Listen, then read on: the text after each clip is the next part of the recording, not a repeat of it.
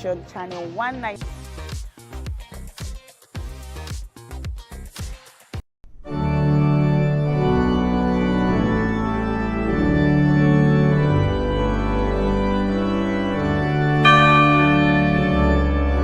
Here are 5 amazing fun facts I bet you never knew about Christianity. Number 1, there are over 2.4 billion Christians worldwide. Amazing fun fact number 2. The Bible is one of the best-selling books of all time, with more than 100 million copies sold every year. Most Christians believe in heaven and hell. The Bible is the most translated book in the world, with more than 3,000 languages. Amazing fun fact number 5. Most Christians throw science out of the window without realizing that most scientists are Christians. Hello, I am Pastor Steve Akinwumi.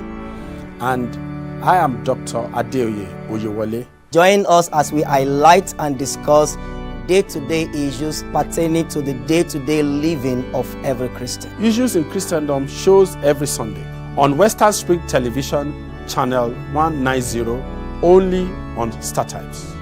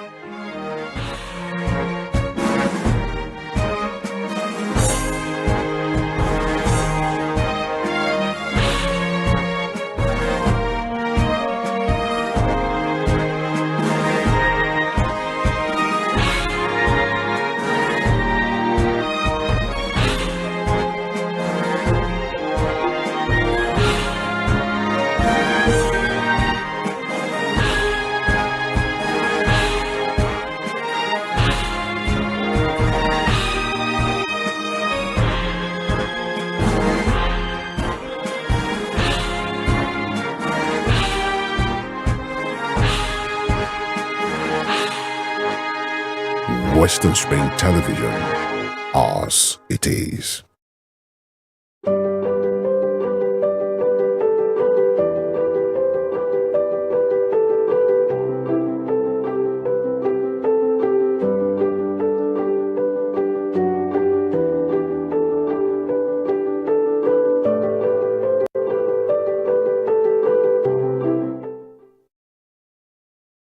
Hello again. Thank you very sincerely for looking forward to and connecting with the broadcast of The Bookshelf live on Western Spring Television. I am your reading and learning advocate, Damilola Raphael. The Bookshelf is the platform where we get to relate with everything and everyone who has a relationship with books. I believe that you have been doing justice to getting better, building up yourself on the information that you get to receive. And somebody talked about unlearning and relearning. Maybe we'll visit that one of these fine days. But for today, we are going to be having fun. Somebody say fun. Fun. That's what it's going to be all about today. Before we get to set the ball rolling, let's do justice to reminding you of our previous episodes of The Bookshelf. Do justice to going to our YouTube channel. If you are not with us on YouTube, subscribing to that particular platform and also clicking on the notification button and not leaving it at that, but interacting with the different posts that we put up on all our other social media platforms, you are wrong. That's it. You're wrong. So in order to be right, go ahead and follow us on our social media platforms. That's on YouTube, on Facebook, Instagram, and on X. It's all Western Spring Television. At Western Spring Television. And let's do life together. Okay. We have a very special guest with us in the studios. Her name, Sholakwe Olorenshaw. She is a student, and that's about where I will stop. You'll get to do more introduction of herself to us. Thank you for joining us on Bookshelf today, Sholakwe. Okay, so let's meet you. We know your name. We know you're a student. What else do you want us to know about Yeah, you? my name is Folorisho Abigail. I'm a student of Redeemers University and a student of English. Hey, English. Hey. Why English? I picked English because actually that was not my first choice. Oh, really? I wanted mass communication, but due to some circumstances, some situation, because basically I didn't have mathematics. So Okay. without mathematics, they can't give you mass communication. mass So comm. I have to go for English. And how has it been? Yeah, fine. A lot of people say English is crazy. English is crazy, but when Now, I start, hold on. When you say English is crazy, Crazy. English could be a person, it could be a Yeah. language. So which one? And it could be a course. yeah, the course The course, Yeah. okay. is very crazy. It's hard, I won't lie to you, but I find it more interesting because I'm already into it, and it has been a great thing for me learning it.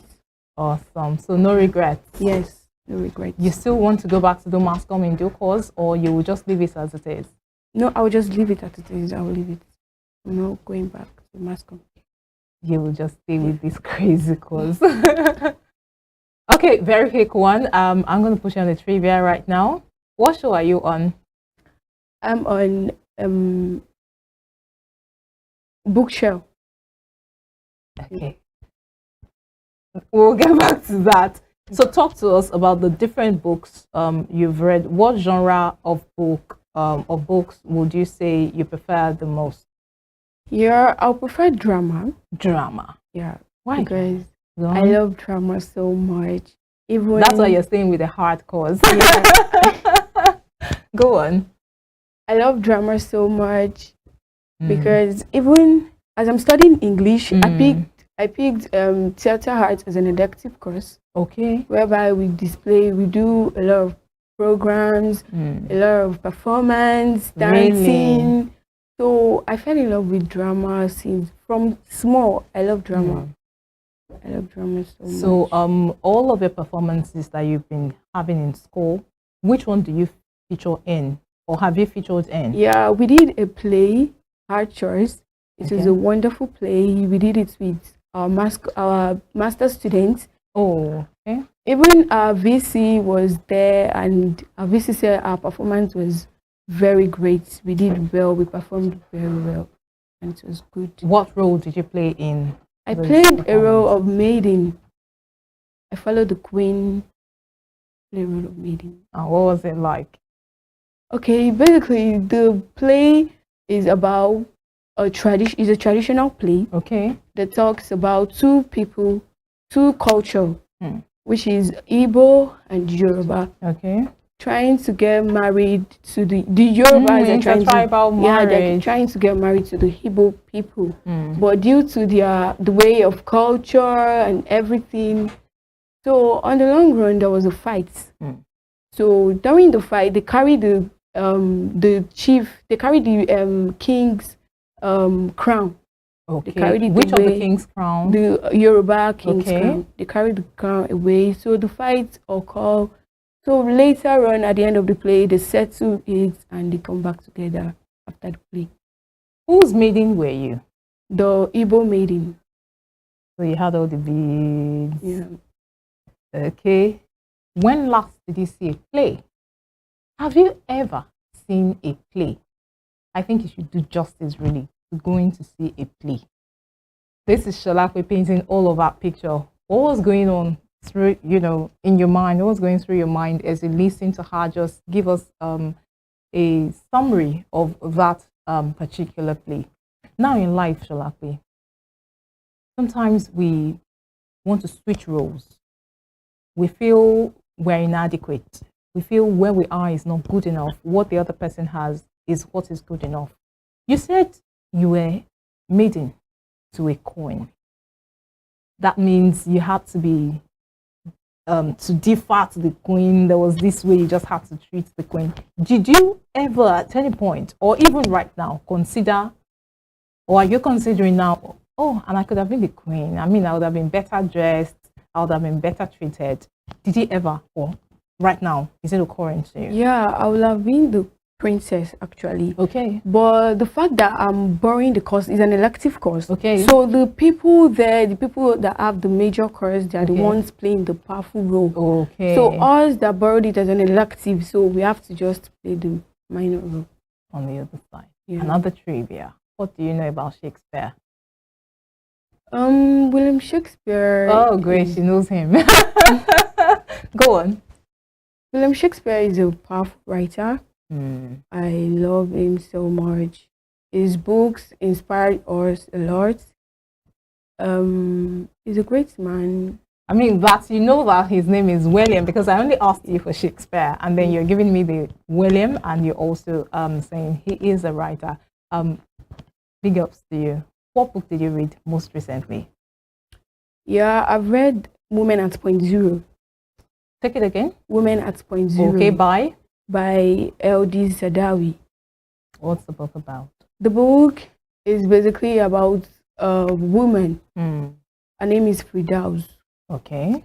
So Firdaus is an Egypt woman. She faced a lot of problems, struggle.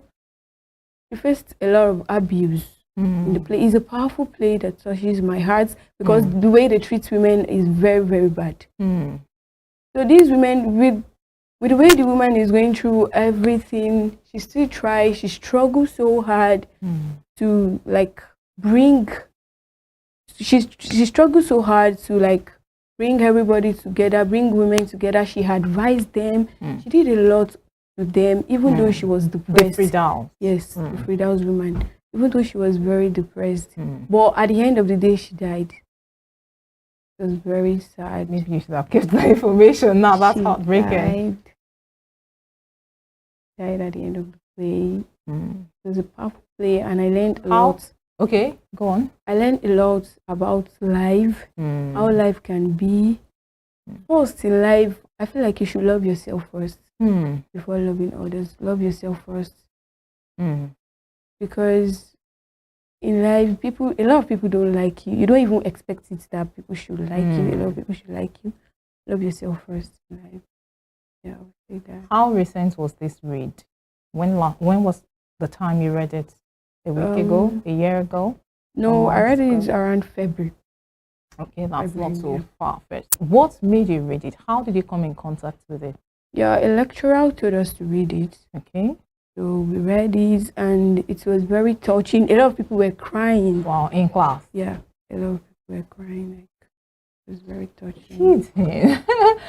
We talked about how that you get to display your emotion with some of the materials that you get to read, how you get transported from reading a material and you move from where you are, you crawl, you hide, you shout, you cry, you scream, you laugh, you have that outburst of anger. I mean, you're reading and then you just, there's the frown on your face, and then maybe someone passes by and goes, okay, so what's happening to you?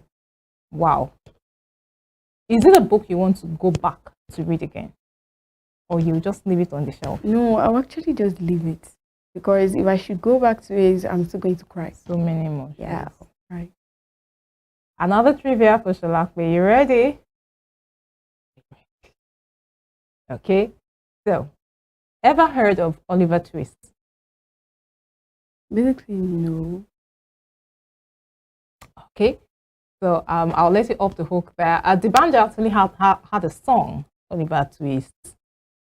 So we've talked about music and we've talked about books, right? And then of course we have books that have been written. I mean that have moved from the pages onto the screen. But let's go back and talk to Sholakwe. Do you use the library? Yes, I use the library. Personal, school, public? School library. School library. To read, yeah. I use the school library to read. Sell your school library to us, your school's library to us. Make me want to visit your school library. Make the viewer want to visit your school library. Basically, my school library is a very big one. You love when you see it. You see Tokomo's library. It is not Redeemer's Library. It's the Tokomu's Library. It is a very big one. And when you enter the place, you will love it. Yeah, you will love it. Love the library where books are kept. When you see people sitting down studying, you will love the place. It's a very beautiful place. You said it's a very beautiful place. It's expansive, and it's not named after the school. All right, dear viewer, we'll take this very, very quick breather. When we return on the other side of it, Sholape is still with us, some trivia, and of course, we said today we are having fun. We'll be back shortly.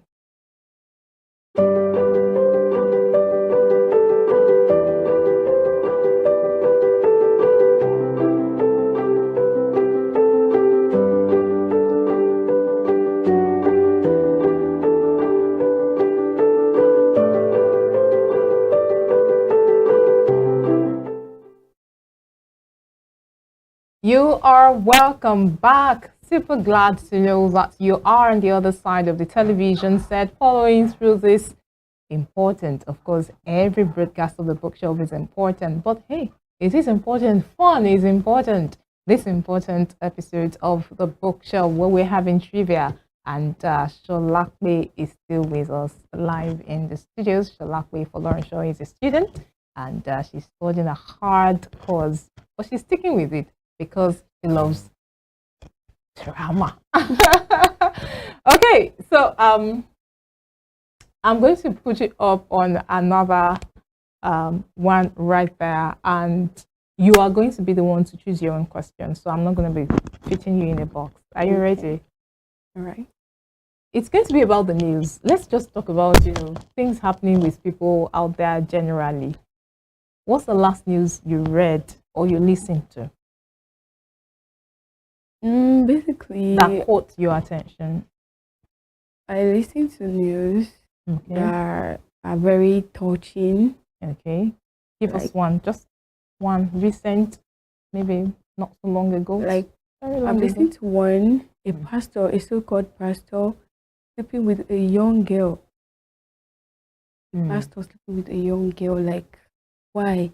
What are you teaching us? What are you teaching the world? A very small girl, like, it's a very bad experience, like, very, very bad.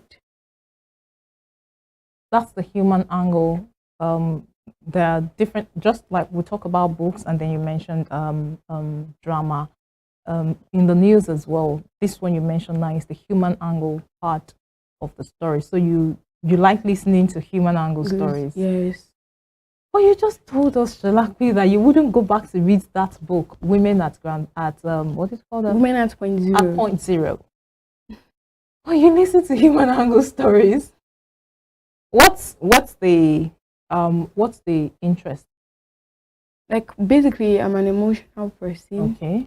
So I love to like listen to people that are like who that don't really they need help. Vulnerable. Help. People that are down, depressed. So I basically like to listen to them. Now, I was thinking of asking you if you would have wanted to do something law, but then again, you said what you actually wanted was mass communication. Now, you listening to reports, the news of persons, vulnerable persons, how will your listening, because we're all learning, how will your listening to it make life better for those victims or those vulnerable ones and persons who are listening to you right now, watching you right now, in order for them to avoid getting in the same trap those people have fallen into? What role do you think you can play to effect a change? Okay, basically, I'll tell them about life, how life is. I'll tell them to love themselves so much. They should love themselves so much. That fine. I'll tell them about Bible. They should be very closer to their Bible. They should be prayerful. Yeah, they should be very prayerful because a victim now, fine. A pastor, I said earlier, a pastor who raped a young girl. Self-acclaimed. It has happened. It has happened. The pastor can still seek for forgiveness from God. Yeah, it has happened. It has happened. And what will happen to the girl? Is there hope for her? If there is hope, yeah, there's still hope for the perpetrator. girl. Is there hope for the there's victim? Still hope for the girl. Fine, there's still hope for the girl because it was not. The girl did not want it. She was forced into it. Okay. Before I move on, you've been talking about self-love. Before I talk to you about self-love, let me take you this other side, another trivia. What do you know about Wole Soyinka? You've heard the name before? Yeah. Okay, so what did you hear about it? Wole Soyinka is a great man. He's a scholar. Yeah, a very brilliant man. Yeah, he's a great man, and he has a lot of personality. I've read his books, Lion and the Jewel. He wrote all this drama. Yes, you know, I love drama so much. And the Jewel, The Death of the King Osman is written by Wole Soyinka too. So I've read a lot of. Let me bring you back now. Self-love. You've repeated it. You said it repeatedly here. Love yourself first, then you love others. Help us. How does the viewer watching you now love himself first? Teach us about self. How to love yourself. Fine. Loving yourself first, I said, is the number one thing in life. Because seeing yourself happy is the number one thing. Seeing yourself looking at, because me like this, I used to look at myself in the mirror. I am great, I am bright, I am a good girl, stuff like that. So I really love myself so much, looking at myself. So how do we become like you, loving ourselves? How? What are some of the other things? You said you look in the mirror and you say positive affirmations. Okay, what else? Loving yourself, I know is very kind of, some people don't love themselves because they go through pains. Some people go through pain. Some people go to the extent of pinching themselves or using needle to like hurt themselves. So I feel like that's not the best thing. Just be happy, be smiling. Smile a lot. Make yourself happy. Be free. Be free-minded. Yes, be free-minded. Okay, let me talk about books again. Okay. Have you ever gotten in trouble because of books? Oh, mommy bought you a textbook. Daddy just got you that dictionary and then you misplaced it. Somebody borrowed your note. Exams are by the corner. You can't find it. Ever gotten in trouble because of books? No. Ah, you're a good girl. You just said it. You're a good girl. She said one of her affirmations is that she is a good girl. And I mean, this is just a manifestation of that particular affirmation. Let's talk about basic subjects now, not the big ones. Would you prefer numeracy, that's dealing with numbers, or letters? I prefer letters because I don't like mathematics. I don't like numbers. I don't like mathematics. I'm going to put it in the corner. Do you like money? Yeah, I like money. How will you not like numbers? Do you like money? Okay, make your accountant. Only thing is I'm going to be honest, so you are safe with your funds right there. We are going to wrap it up on the show very shortly, Shalakli. And I would want for you to look in the camera and tell the person watching you something that you think is very important to any average person and the future. Go ahead. Number one thing in life is know God. Believe in Him. Because He's the only one that can save you. No matter what you're facing, no matter what you're passing through, number one thing, call God first. He's the only one that can save you. He's the only one that can deliver you Be closer to Him, closer to God. Be closer Okay. to God. And number last. Let's just go to number last. You said number 1, so give us last. Okay. And the last thing is be reading your Bible very well. Bible, be reading your Bible, do your devotion, do everything closer to God. Now Sholakwe is preaching. Thank you very sincerely, Sholakwe Folorunsho, for joining us on the bookshelf today. You're welcome. We look forward to your success stories. And the next time I bring it on, hopefully we would have gotten sponsors right here. Whoever will be coming from Nigeria, get ready. We look forward to your success stories and wish you the best that life has to offer. Thank you, man. All right, dear viewer, this is where we get to draw the curtain on the bookshelf for today. Do well, as stated earlier, to go to our social media platforms on YouTube, on Facebook, on Instagram, and on X. It's at Western Spring Television. Go and view previous episodes of the bookshelf. Interact with all of our updates on our different channels. It is important for you. It is important for us as well, so that we can get the feedback from you and also get to serve you better. And do not forget the mandate for this year. It is to learn a new language. At the end of the year, 5 meaningful sentences on the minimum is what is expected of you, is what is expected of me. My name is Damilola Raphael. I look forward to seeing you again next time on the bookshelf. And I'm saying it is goodbye and God bless.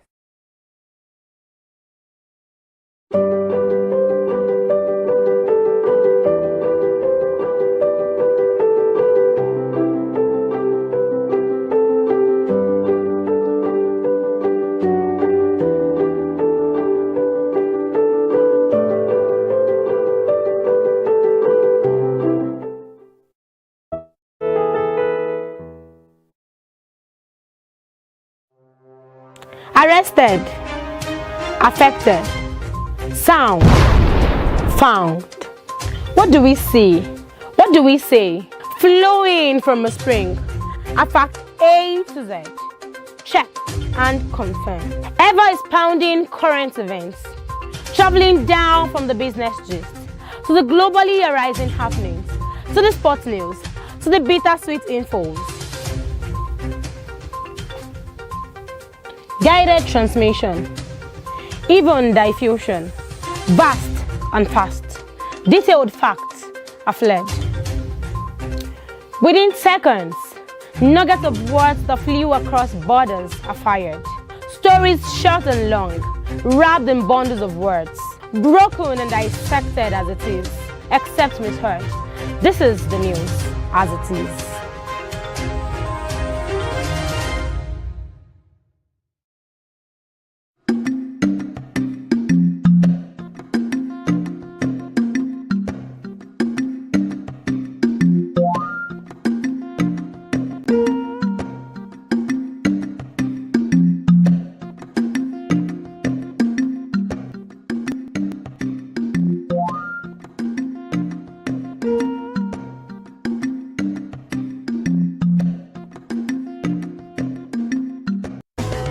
Television gives everyone an image, but radio gives birth to 1 million images in 1 million brains.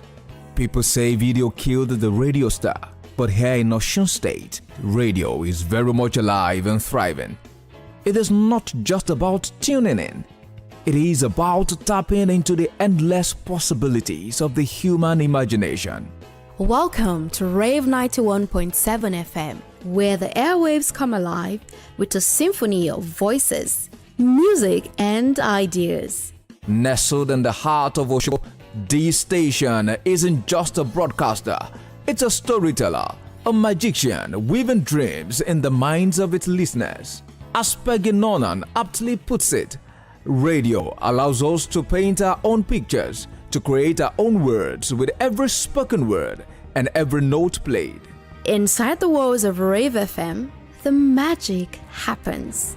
From the crackling energy of morning talk shows to the soul-stirring melodies of afternoon playlist, every moment is an invitation to explore, to dream, and to connect. Whether it's news, music, or lively discussions, Rave 91.7 FM is more than just a radio station.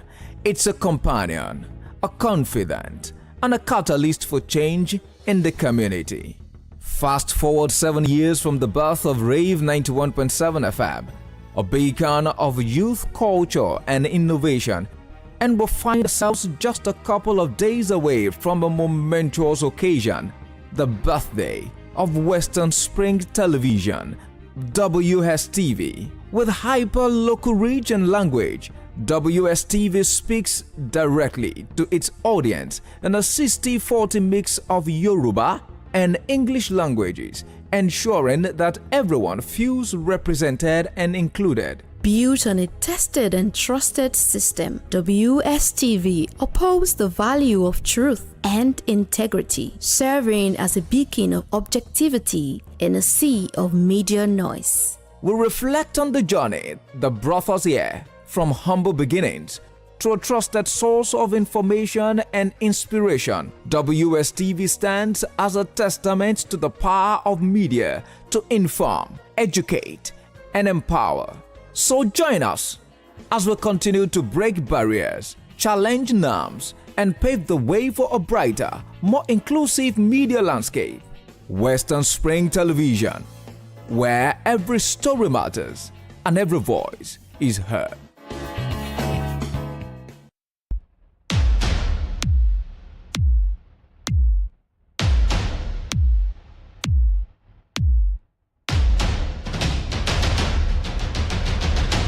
Nigeria is blessed with iconic wildlife: elephants, gorillas, pangolins, and so much more. But these beautiful animals are threatened by illegal logging and poaching. And we will lose our national heritage if we don't stand up for wildlife. So please report wildlife crimes and say no to illegal bushmeat, because protecting nature protects our future. Arrested, affected, sound, found. What do we see? What do we say? Flowing from a spring. A fact A to Z. Check and confirm. Ever is pounding current events. Traveling down from the business gist to the globally arising happenings, to the sports news, to the bittersweet infos. Guided transmission, even diffusion, vast and fast, detailed facts are fled. Within seconds, nuggets of words that flew across borders are fired. Stories short and long, wrapped in bundles of words, broken and dissected as it is, except misheard. This is the news as it is.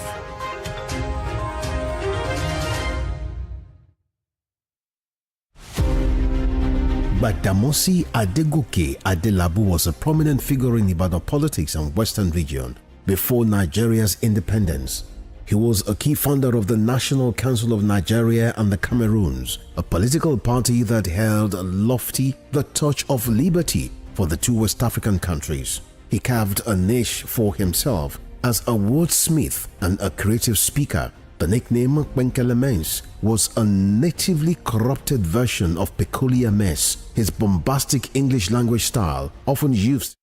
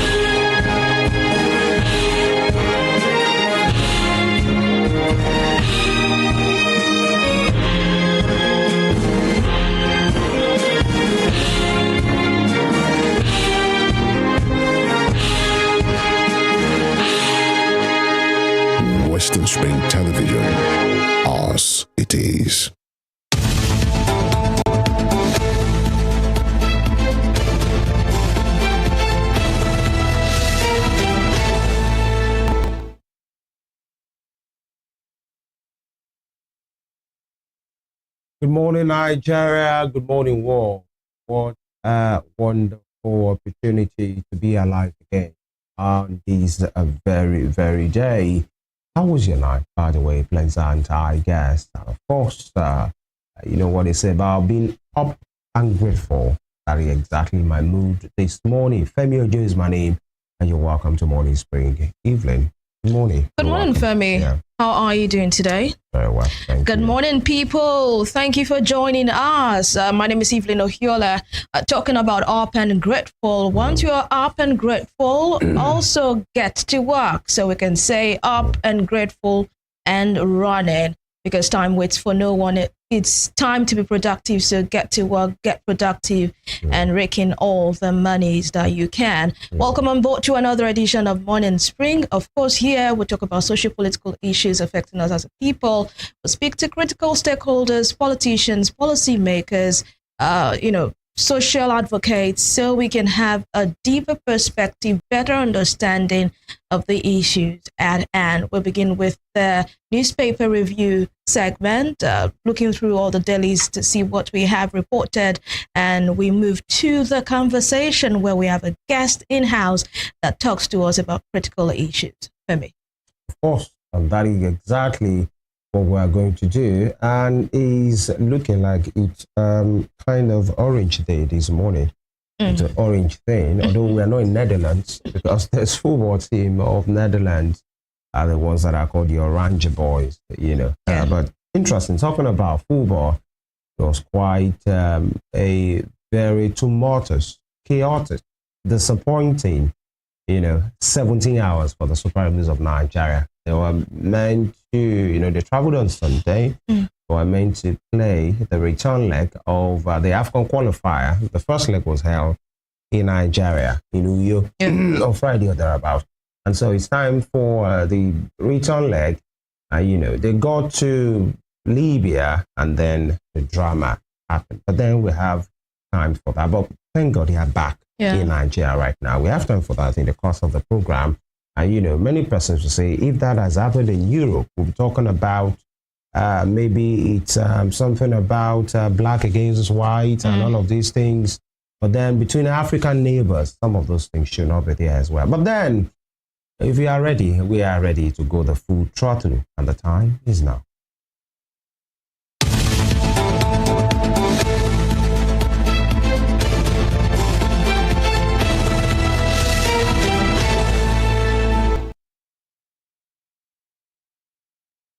All right, let me start the newspaper segment from The Punch. The Punch newspaper. PDP factional chairman clash as governance fail to resolve crisis. With a rider, Damagun camp threatens to arrest a Mohammed-led national ESCO. So much for the PDP and even political parties in Nigeria, by the way. Then below that, Lagos sales a distressed structure as two-story building collapses. It was quite like a scene from a horror movie. Seeing a particular building, dilapidated yesterday, crumbled, right?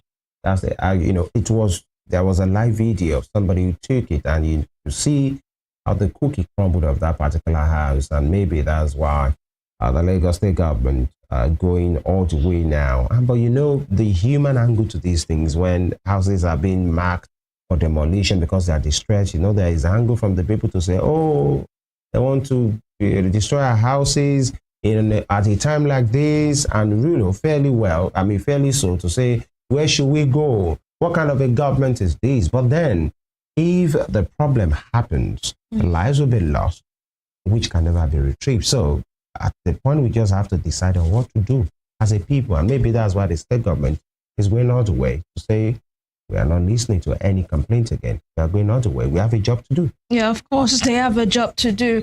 Like you said, the human angle to stories like this. But then that is when the government actually needs to come out and communicate or interact with the people.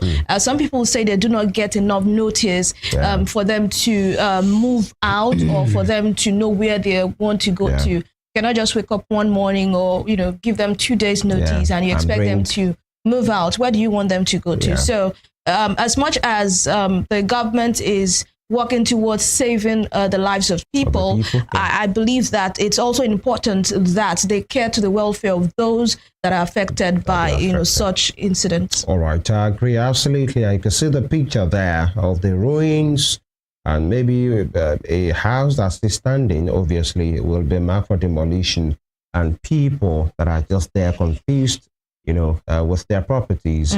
Waiting for where to go. It's not really the best of times for those affected, but then they will be grateful that at least they are alive. Because it's only a mind that is alive that can be confused. They will find closure, hopefully. And here, heroic eagles return home after 17 hours Libyan ordeal. Federal government protest officially summons envoy, have promises probe, and you can see just below that the pictures of some of the guys. Some of the guys are the ones you call big boys in their own rights. On national assignment.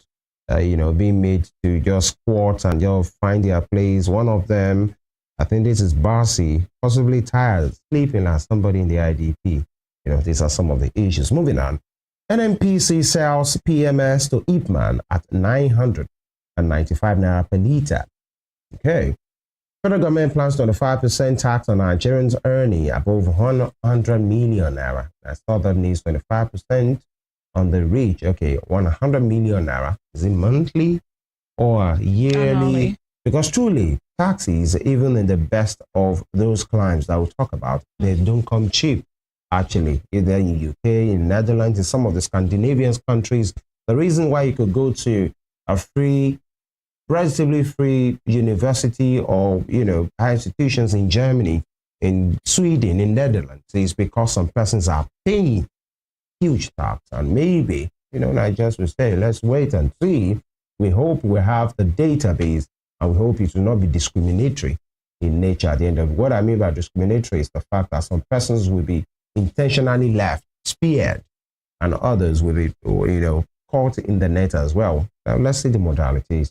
Nigeria lost $15 billion to fuel subsidy, forex round tripping. Interesting. That's from the World Bank. And import duty, federal government grants private jets owners 30-day extension. I think they were supposed to be hammered yesterday. But, thank goodness there is an extension. Those concerned should do the needful. That'll be all from the front.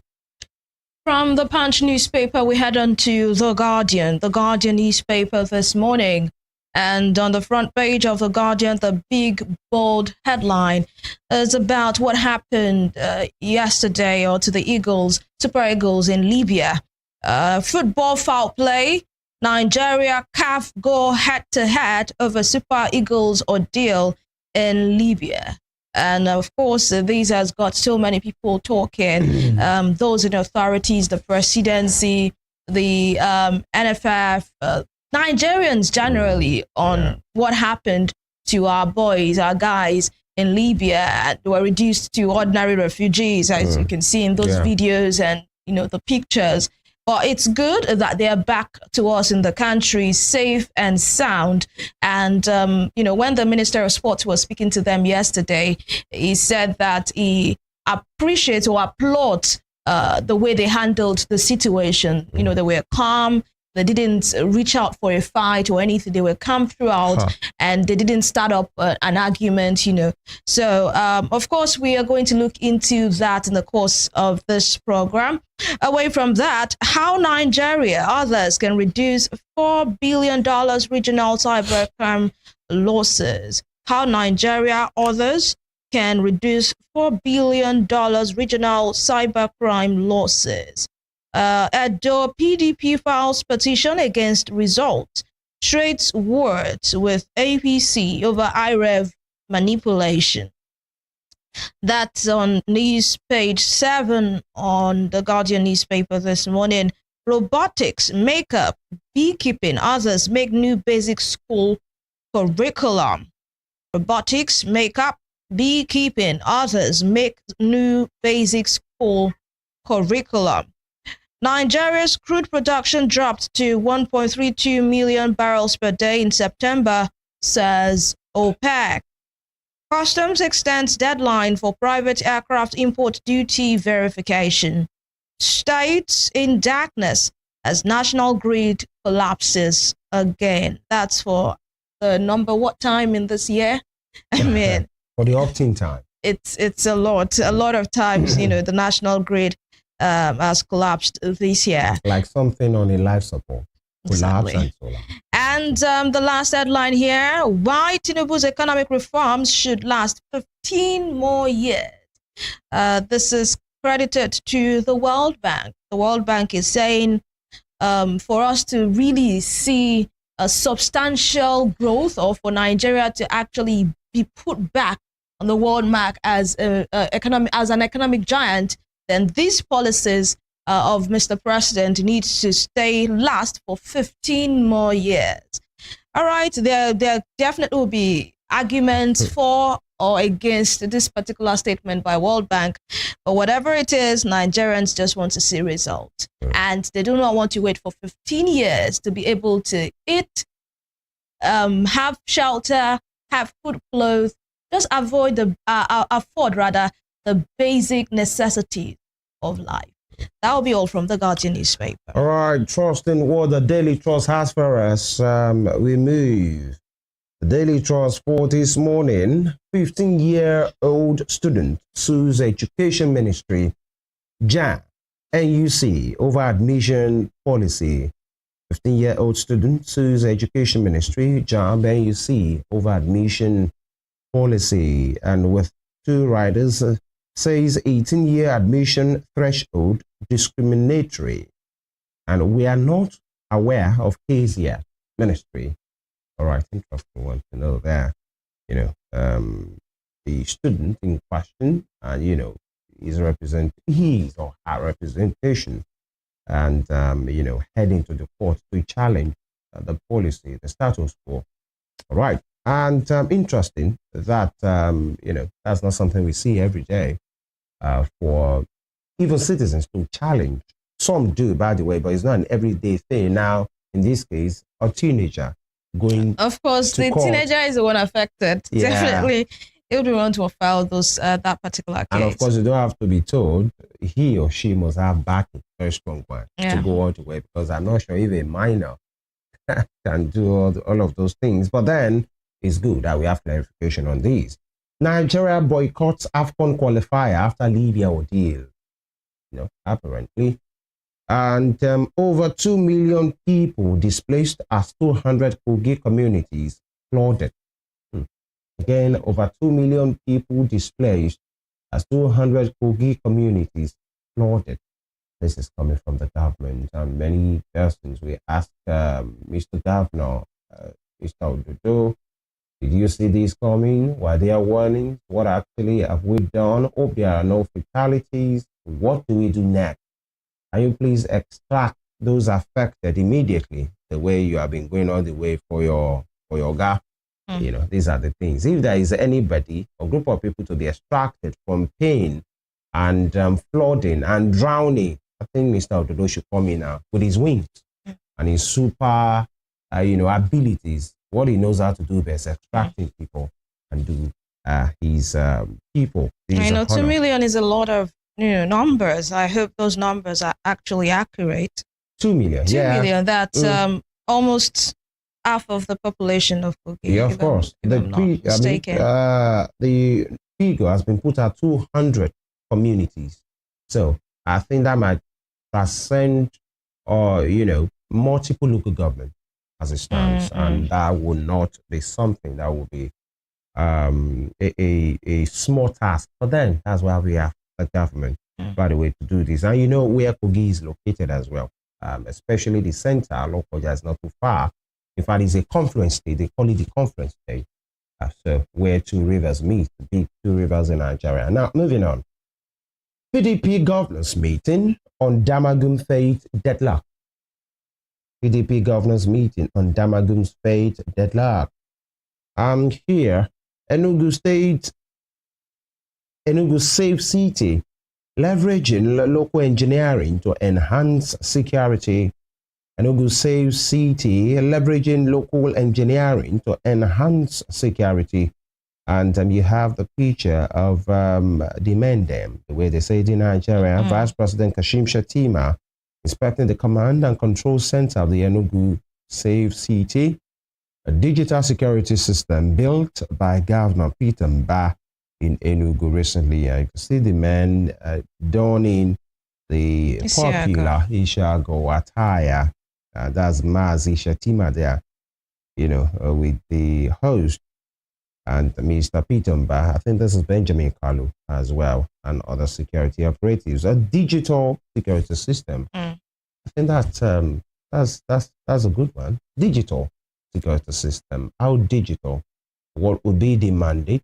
How well funded will they be? Will it be something supported by the law? Will it continue after Peter Mbah had left? Of course, that's why I don't get too excited when the government is launching any of their policies or any of their projects. I mean, it's just a launch. Let's wait and see if they will go through with it. There are a lot of projects that have been launched in Nigeria over the years, and they did not even, they were dead on arrival, DOA. Some they started and, they were abandoned. Lots of moribund projects. So I don't really get, the excitement is not there for me when I see all of these ceremonies. Because for me, there are some of those projects that do not even need, big ceremony like this for you to launch them. Yeah. Just launch and get to work. Why do you have to have an entire party or ceremony because you want to launch a project? So I'm not really excited. I mean, the only thing that excites me here is the Vice President Kashim Shettima on the Ishiago attire. Really? I always do like him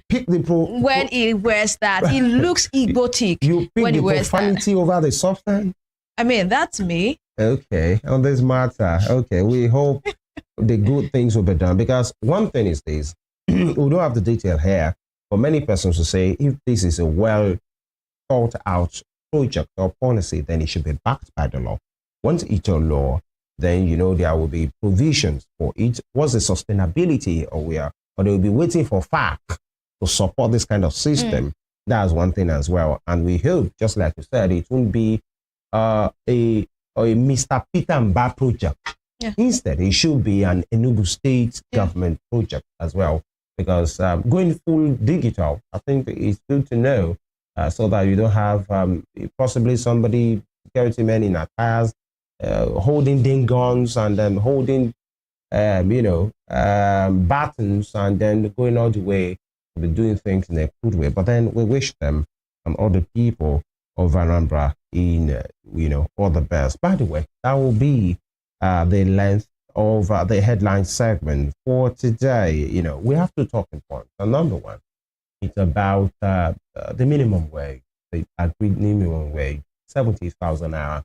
And just recently, in the last few days, states have been coming up with what they think they can pay. And so we're going to talk about it.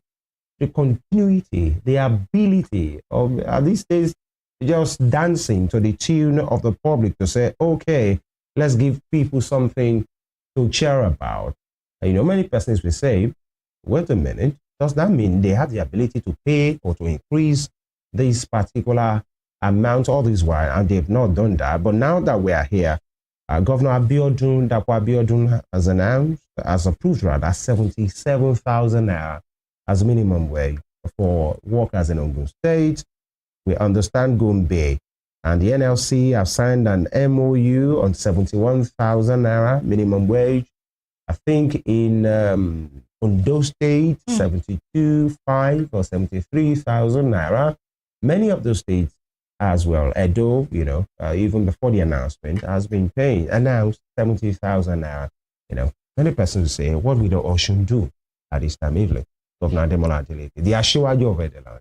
Well, we are still hoping that Osun State will come up with their own announcement. For me, any state that refuses to pay the minimum wage 70,000 naira is the leadership of that state is wicked. In fact, wicked is evil. Let me use that word because you know what people are going through. What is the worth of 70,000 naira to what people are experiencing? Yes, the reality of our economy right now. We had Dr. Oguyemi yesterday, Professor Oguyemi yesterday, and you heard what he said. Is that by the time the 70,000 naira minimum wage is calculated and, you know, consequential adjustment on his own salary, he gets just 15,000 naira increment. As a senior civil servant, as a professor. Addition is just 15. So we all get excited that, oh, it's 113% increment from the 30,000 naira minimum wage. But truly, is it 113% increment when it goes up the ladder across board? So that's why I said any state that refuses to implement the 70,000 naira minimum wage, the leadership of that state is wicked. Really? And I'm sure Governor Ademola Adeleke is not a wicked governor. He should do the needful. He should do the needful. All right. And, you know, some will say it's not just about the announcement.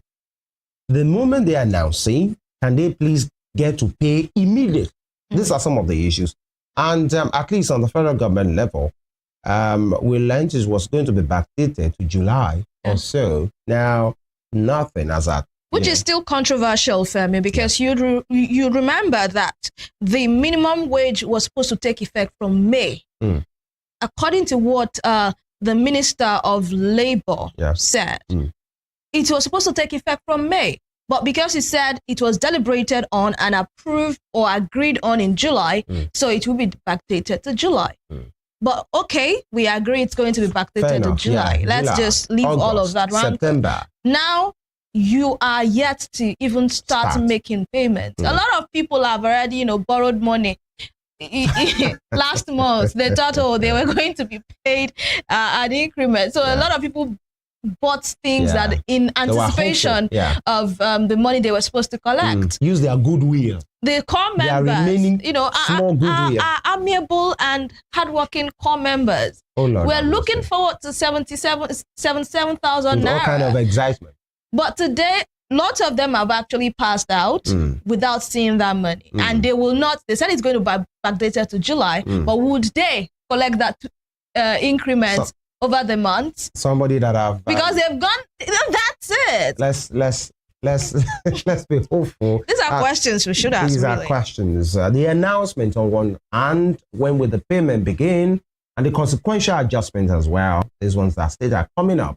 Will they start announcing and start the payment immediately? These are some of the issues. We're speaking with a labor enthusiast and a civil rights activist right here, right now.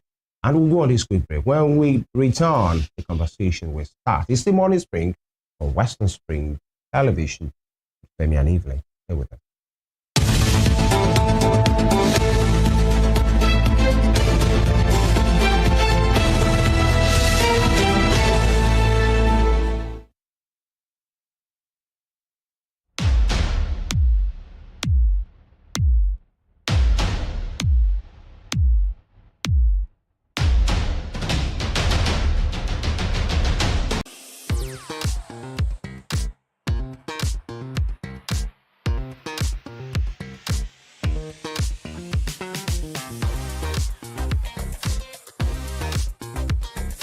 Turn it up! It's the Wild Wild West, and Western Spring Television is pulling out all the stops to make sure that you don't miss out on every of the fun and happenings around you. Yup, we've got you covered because your girls got all the juiciest tidbits and entertainment news from around the world. Cross over to the chocolatey side of entertainment. Join me, Chocolate Cassie, on Eccentric as we take you into every bit of the juiciest news, fashion, music, movie updates, and other trending conversations. Together on the show, we'll get personal with your favorite celebrities via phone call, Zoom, or even live here in the studio. Eccentric will be shown on your TV screen on Western Spring Television, channel 190, only on StarTimes.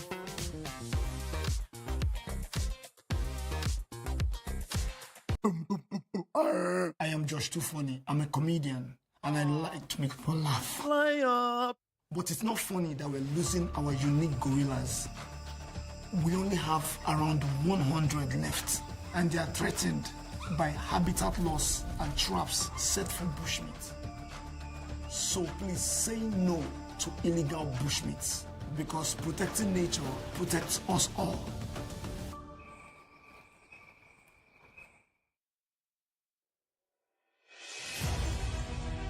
Can you imagine the feeling when you get your news as the break with facts and clarity?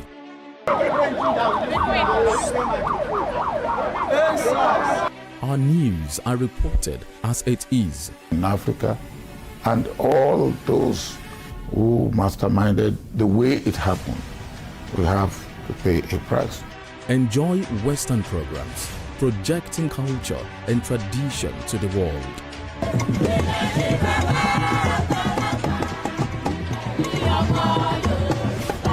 Brought to you as the break and recapped every hour for your update.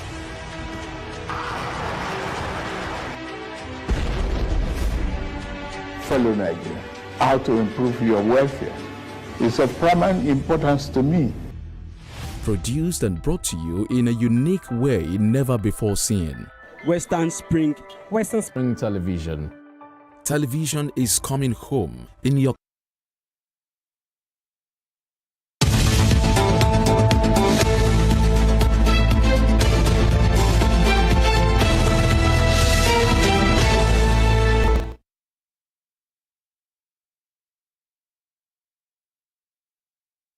All right, thank you for staying with us. As I said, it's about, promise and delivery, agreement, the popular words of Yes and Wiki, agreement, not agreement.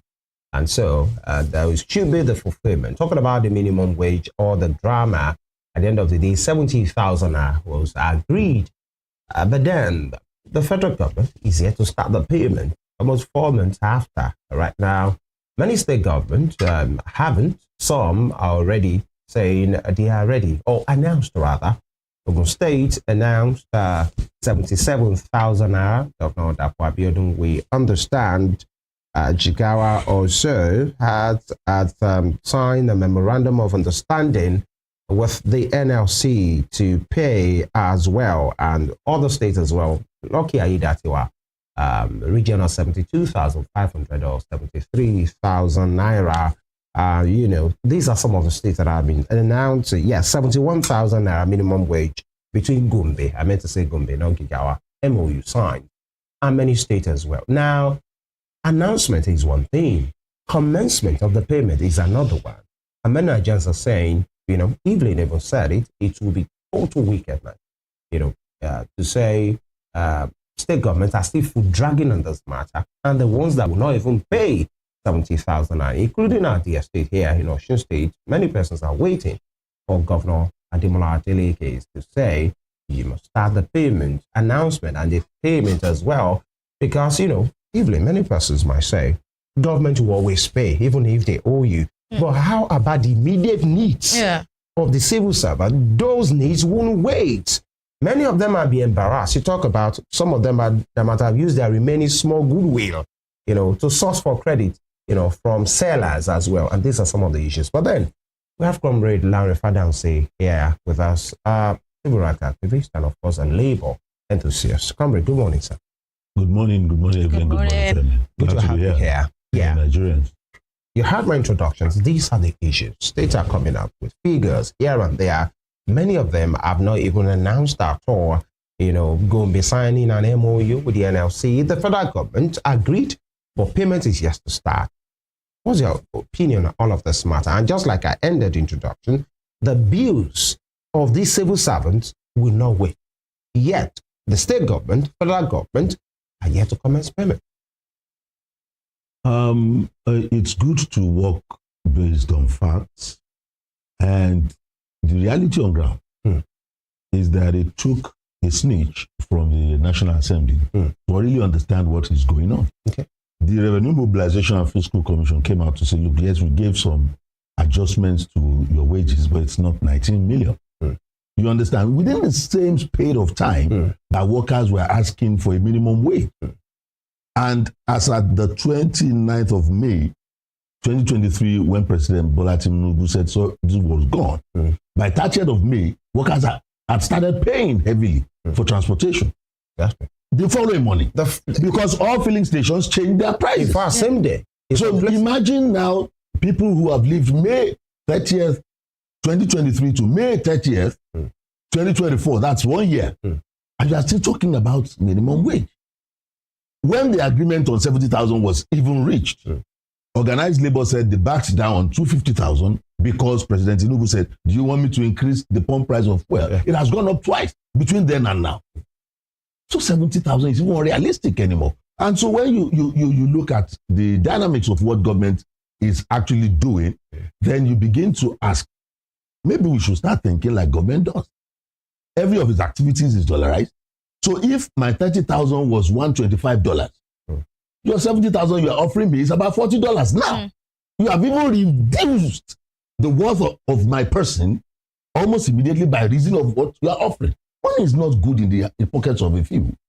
So at the end of it all, we now realize that in addition to the revenue mobilization recommendation, every honorable member or senator goes home with additional 19 million monthly. Money is not good in the hands of just a few people. It's good in the hands of everybody if it's the national wealth. So to me, this discussion about this minimum wage is a blackmail because that take home is not working anymore. On a live program, somebody called in to say, look, I'm not a 70,000 earner. I earn 200,000, but I failed my family. My children don't respect me anymore. I can't meet their needs with 200,000. So if we are still thinking with that, he said he happened to have worked over the years before he could be earning 200,000. And so he happened to have built in a place they call Band A. So his electricity bill every month is about 40,000 of that 200. And a family man publicly on live radio. So what are we talking about? Are we looking at the lives of people as if they are human beings? And everything that has to do with that policy makes it look like a crime scene situation. Subsidy is gone. What subsidy? At the end of the day, you realize people were being clever by half because they have not been truthful to Nigeria.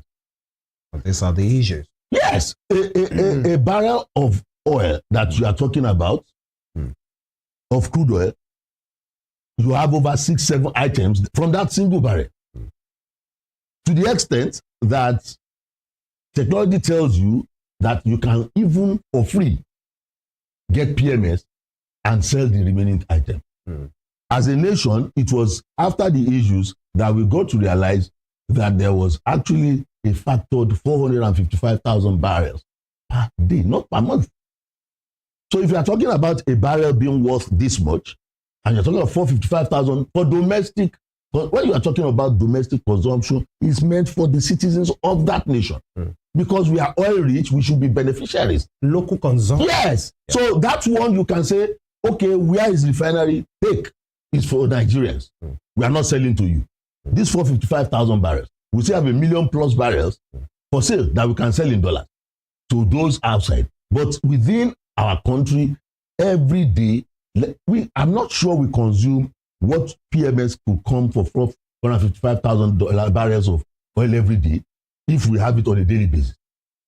And so, because there is shrouded mystery around this oil and gas thing, and it is what has been our albatross as a nation. All right, Comrade, quickly, we can talk all sector, the opacity, the insincerity, and all of these things around it. But let's narrow it down to states right now, even the federal government.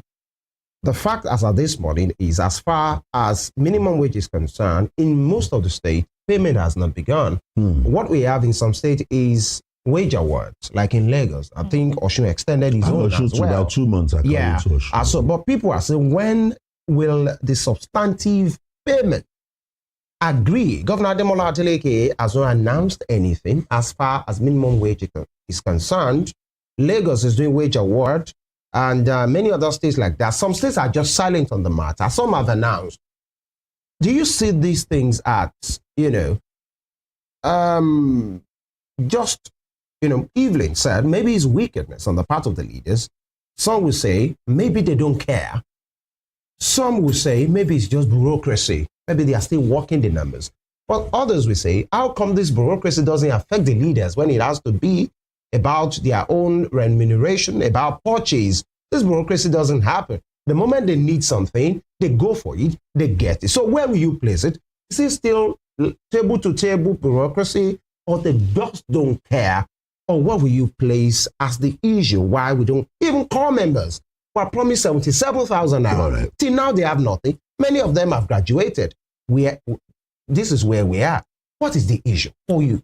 Now, the issue for me is that the political leadership of now did not take a cue from the generational leadership we had at independence.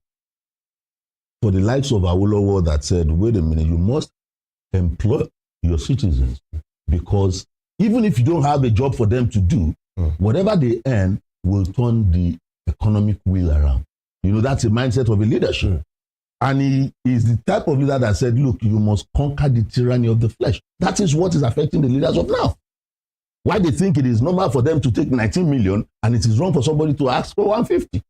Do you understand? You must capture the tyranny of the flesh. To Christians, the Bible says the flesh is weak. Must you remain weak?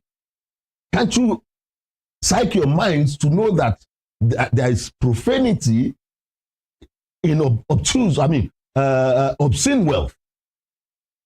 Wealth without work. And people feel comfortable about that. Truth of it is, the states we are talking about. Look at Osun State, for instance. I'm a pensioner, and I just saw 10,000 naira after the payment of the monthly pension. I'm like, oh, okay, so they're still paying this as promised. Fine, it's okay and good. But as wage work. Yes. Okay. But the truth of the matter is that there will still have to be discussions on that 70,000, because it's been made irrelevant. And so the moment you say, pay it now, workers will quickly come back to say it's not working. So before you start the drama, because that's the truth now, we are asking, oh, have they started paying? They will start paying. But the truth is that is $125 to $40. You get what I'm saying? So that cannot take anybody anywhere. So it's better we actually go. You told us you were not going to increase the pump price of PMS anymore. The next thing we saw, it's gone up twice. From like 600 to 8 to that 1,200 in most filling stations now. That's the average you get. So to me, it's a discussion that will remain unending. Then another angle to it. There are statutes about wages when it comes to civil service procedures. Your basic salary, a percentage of it is your transport allowance. A percentage of that is your housing allowance. Utility services and all, they are embedded in different stages of the salary table. But in most states, I'm being factual now. In most states, what they now do is, okay, for transportation, let's put 7,000. You get what I'm saying? Whereas it's supposed to be a percentage of what your basic is. So you can see a level 16 officer, you now say, okay, let's give him 20,000 for accommodation. That's not how it's done. Over time, people have paid their dues by rising in their cadres. But suddenly we have realized that they have changed the whole table and said, okay, let's put, it happened here in Osun. At a time we were in service, and I was like, look, a lot of things are wrong here. That's why I actually left in 2012. Now, my colleagues whom we entered service together in the Oyo State's local government service as Director of Information and the rest of it, in Oyo State, we're earning like by 30,000 naira more than me in Osun every month. Same grade level, same step. Because we were doing wage differentials that did not take into cognizance the rules guiding this wage increase. So at the end of the day, I discovered that labor unions in each state, when they are negotiating, must go with superior argument about what it should be.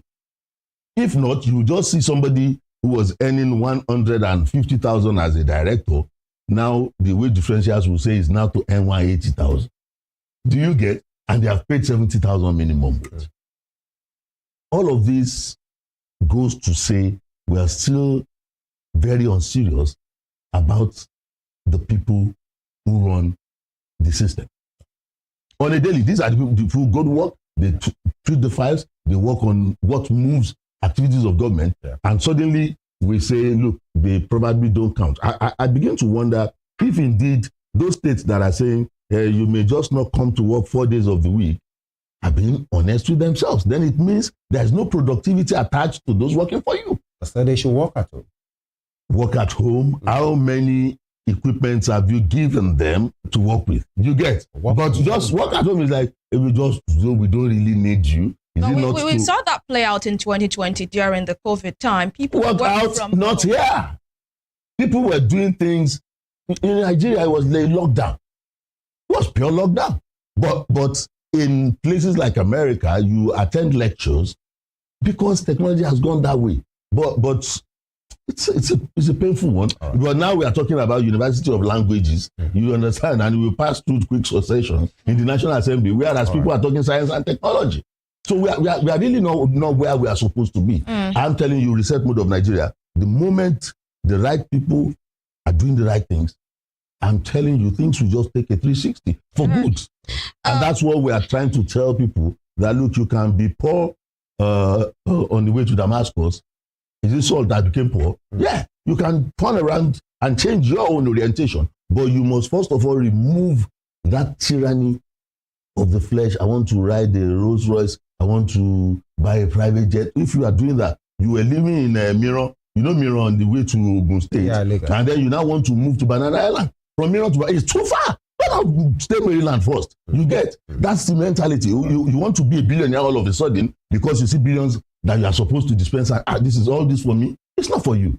It was meant for the system. That's the truth of it.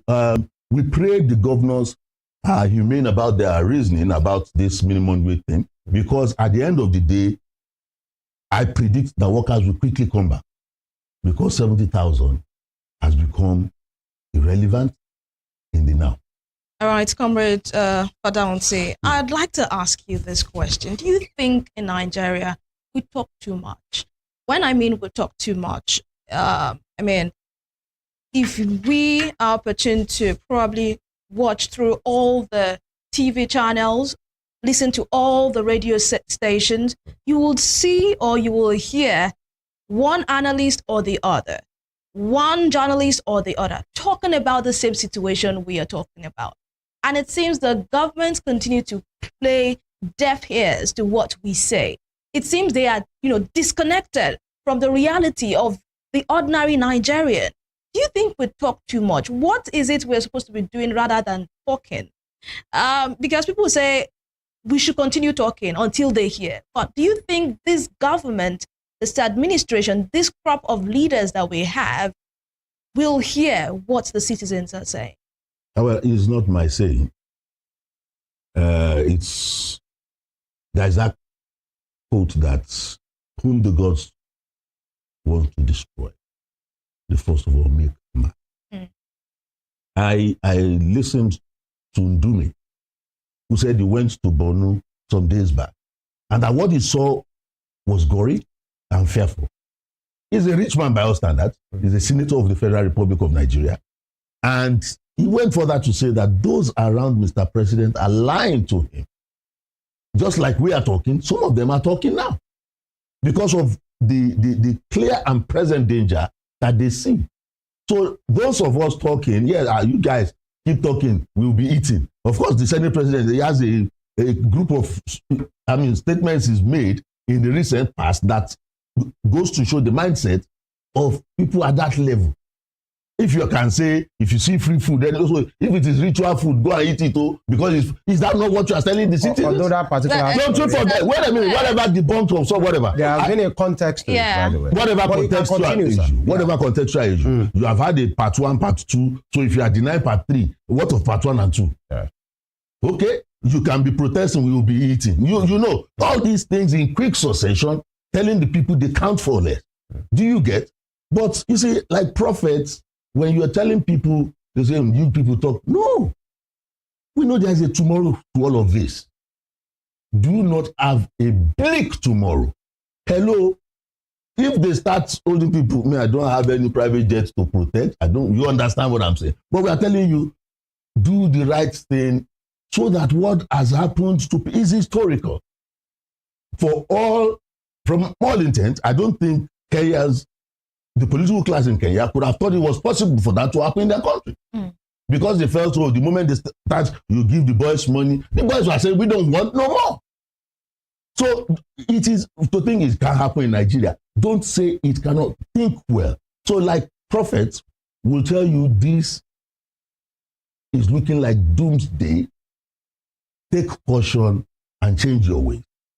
So when a prophet is preaching, people will be like, don't mind this charlatan.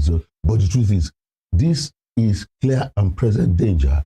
When you chase a goat to a wall, you return back. So we are telling them it's a duty, we are duty bound to say what we have observed, that in societies where systems break up, these are the ingredients you see.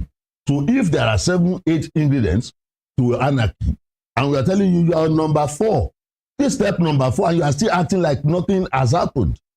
You see, at some point you begin to wonder, okay, young people all over the nation are saying we are hungry. And all of a sudden, somebody somewhere gave the president a policy to say we are bringing youth to Abuja for 30 days. In the elections in Abuja, this government did not win Abuja. Do you get? So you are bringing youth from all over, you know the kind of youth that will come and live in Abuja for a month and now be working pro-government on a daily. Have we lost our minds? That one's supposed to be a conversation, and the youth will be drawn from every part of the country. Who are the people to conscript those youths? Okay. Those do you remember? We are waiting for the modality. 2020 October, when there was the EndSARS protest. Do you know there were some youths that were throwing stones at the EndSARS protesters? Yeah. Do you get? They were coming with cordials. There were some in Abuja that were driven there with government buses to go and chase protesters away.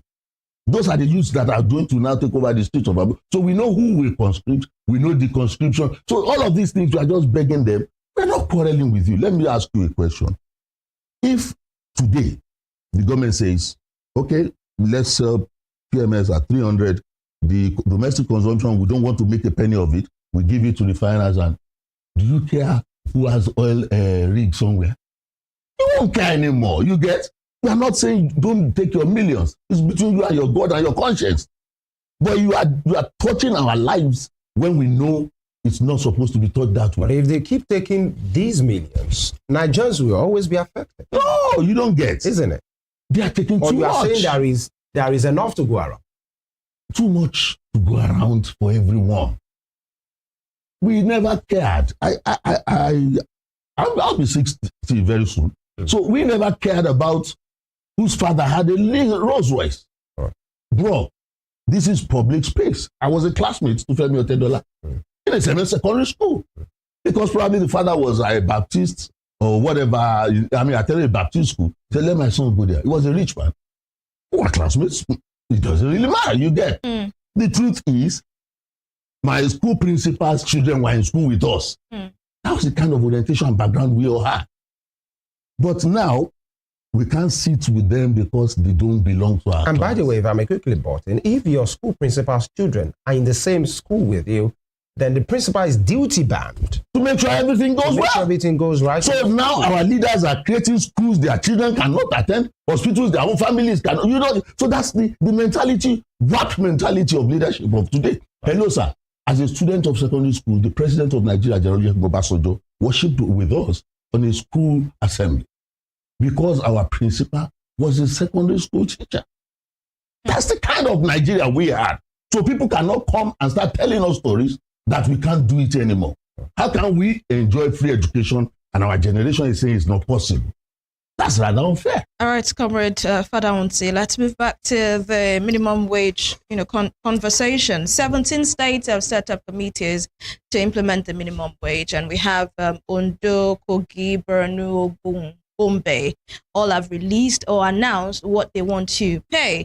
That leaves 19 plus the FCT, 19 states plus the FCT who are yet to actually implement or come up with anything.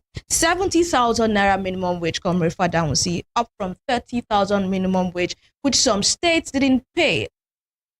even till now, some states did not pay the 30,000 naira minimum wage. Do you actually think that the entire 36 states in Nigeria would actually adhere to this 70,000 naira minimum wage implementation? And how soon do you think that will? Well, I believe that should be done immediately. And to me, it will still be palliative. I won't consider it because you understand, because a lot of things have happened between that time of that agreement and now. But beyond that, let them even take the first step, let them. But that's why I'm saying organized labor should go to the table with superior argument. Mr. Honorable, your allowance is calculated by percentage. Have you seen the table of the wages of, even by revenue mobilization? They'll say this allowance is 200% of your basic. Is 115. Do that for workers too. So let's know what percentage did the law say their housing should be of their basic. So you don't just come and start imputing figures at will and random. So now that they want to start these discussions, let the organized labor go with template. If your allowance, dress up allowance, wardrobe allowance is 200% of your basic as a member of the National Assembly, why shouldn't a director's allowance also be? People in broadcasting at wardrobe allowance. So what percentage of their income should go for that now? Because you want to see them on television, you are appearing beautiful and lovely now, you understand? Let us know what of that. And it's happening to you, let it happening to them. Let it happen to them. I'm a pensioner, and it was deliberate. So whatever they decide, I will tell you something. When I was living, I was like, look, pensioners, the way they do them, I am not going to enter any office to process any paper until 12 calendar months that I've survived as a Nigerian by myself. You understand? So they failed to pay, I'll be like, I've survived. I even was 17 months. I was going to do 12 months. It was 17 months after when they started half salary, half this, that. So whatever business you were doing would have been affected because people could not live their normal lives anymore. Unfortunately, nobody did anything about those other half until I think this administration started paying one in every 4 months. But it was not their fault. But then that's the kind of the nation we are in. So to me, let them take this first step. And I appeal to labor leaders not to eat of bread of sorrow, because that's where the thing breaks up. What do you mean? Okay. It's easy to try to bribe a few to cage the most. That is the bread of sorrow. Because people who take such, because you want to take care of yourself, your interest, and accept what, do you know how it will feel? Is it not second class if my colleague at that time in Ibadan is earning like 30,000, 40,000 naira every month more than me, and we are on the same grade level, and we entered service same day because of the negotiation capacity of some people who chickened when they were not supposed to? Is that the only factor, or the ability of states as well to pay?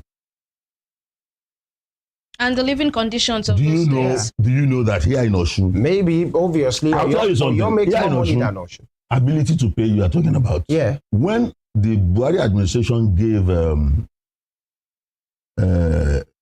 this salary thing that they want to pay arrears to workers that they are owing, Osun collected 34 billion plus to pay backlog of what they are owing workers. Oyo did not get more than maybe 10 billion because he was not owing the workers that much. You get? Yeah. So if you are saying ability, it is the ability to think and not just to pay.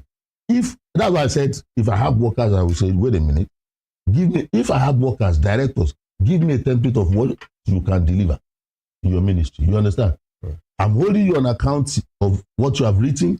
I've looked at your document. This is the money you asked for. Pay, deliver.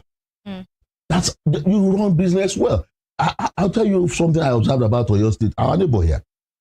Somebody was a director during COVID-19. Probably he just wrote a proposal to the government that, wait a minute, these are things you can hold if you can do well. This is reality. I don't know the person one-on-one, But the reality was that this director eventually became the commissioner for health in that state. Because Oyo State did not lock down. Somebody gave an idea to the governor. Let's not kill the commerce of our state.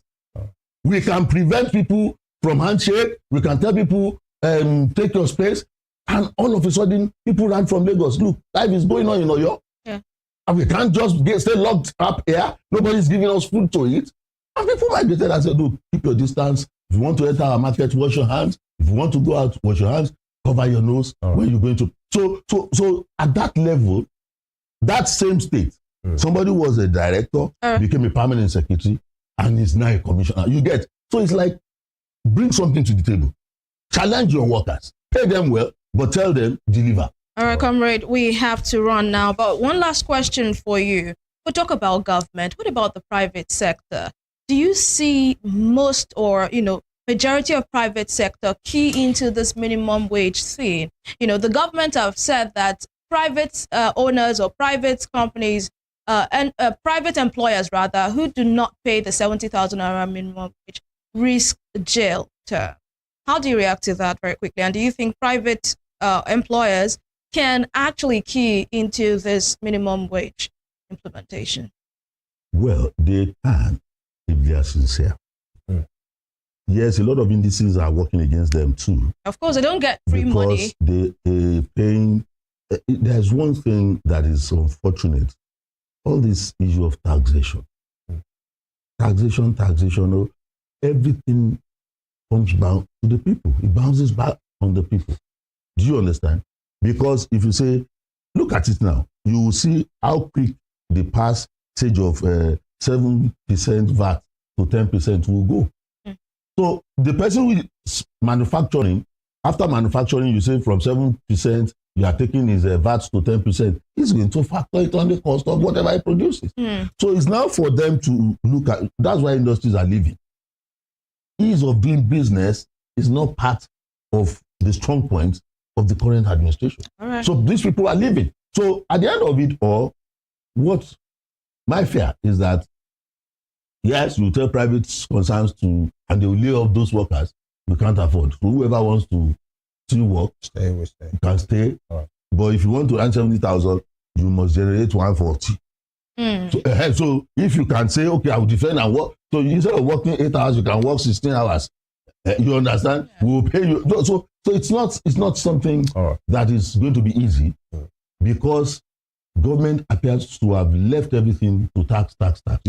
Regulate it. That's why you must regulate. And say, company, you have made this gain. You should be able to pay your salary. Let your tax be relieved so that you can still make ends meet. I believe we will get there, but we don't take the painful. Of course, it's a very nice place, good place to pause this conversation. It's an ongoing conversation, by the way, so we'll definitely get back to it. Civil rights activist, labor enthusiast, comrade Larry Fadamsi. Thank you so much for your time this morning. Thanks for it's having always me. a pleasure having you around. Thanks for having me. All right, that's the first leg of the conversation. We'll take this short break. When we come back, we'll speak to the drama that took place in Libya with our Super Eagles team reduced to refugees. We'll come back and take that conversation. Do not go anywhere. Morning Spring will be right back.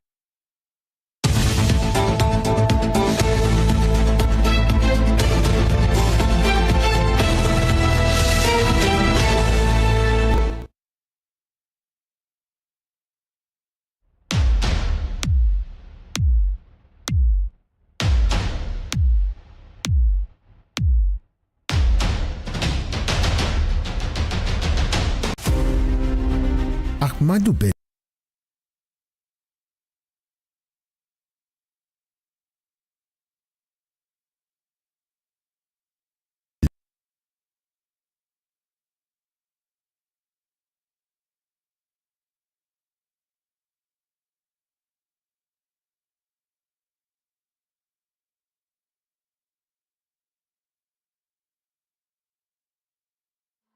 Fewer than 400 elephants are surviving in this country today, and they're still being poached for their ivory. Elephants can be a major draw for our tourism if we protect them. So please tell your family and friends, report all wildlife crimes and stop the sale of ivory, because protecting nature protects all of us.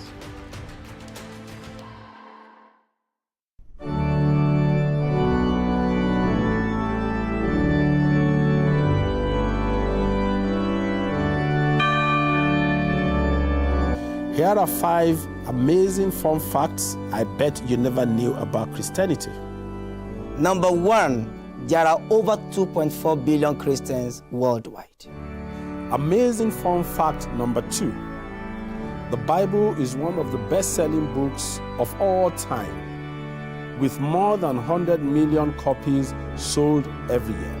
Most Christians believe in heaven and hell.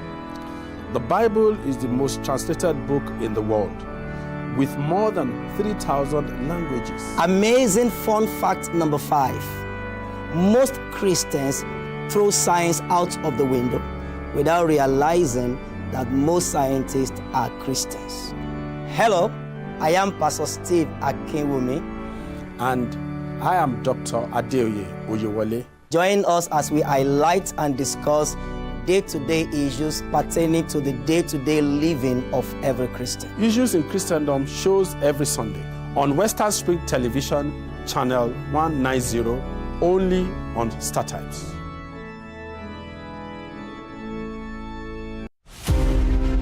This iconic African presents the narrative of a man destined to exert an imperishable global influence.